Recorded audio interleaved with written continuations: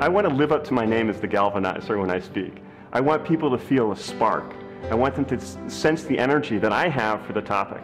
And I want them to be able to walk away from that presentation with some real ideas of how they can take what they've heard and put it into practice in their business to help them grow to achieve the objectives that they want.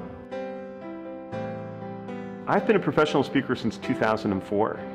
I'm an active member of the National Speakers Association. I was president of the National Speakers Association here in the state of Oregon, and I've spoken to hundreds of audiences in the United States, Latin America, and Canada.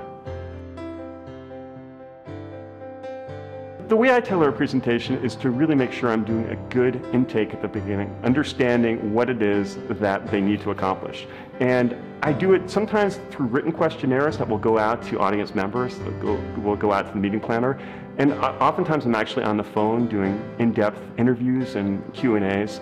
So it really starts with getting good information. And once I have that information, then I can draw upon stuff from their industry, and I always draw on contemporary examples. I think it's very tempting to go back to an industry and use what you used the previous year, but industries are dynamic, they're always changing. So I'm always looking for what's new, what's happening in that industry, what new stuff can I bring to bear during the presentation.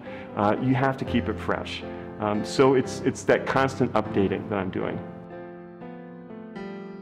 There's a couple of touch points, I think, where you know if you've succeeded as a speaker. The first one is when you're delivering.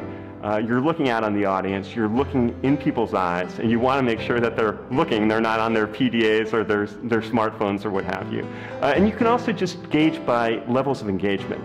A good presentation has interactivity in it, so whether it's questions that are coming up during the presentation, exercises that people might be doing, you can tell how involved people are by the types of participation that they have.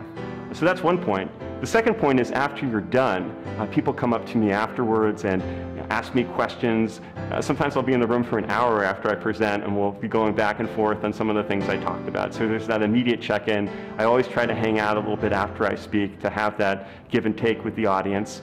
Sometimes we'll stay the night just to do that. I think it's so exciting. And then really the biggest test of a good presentation sometimes will come 6 months later, a year later, and it's actually happened years later, where someone will contact me and say, hey, I heard you present, you probably don't remember me. In fact, I didn't talk to you, but what you said made an impact on my business. It changed something I'm doing in my life, and I'm really grateful. And that's the ultimate reward as a speaker, to know that you've done well.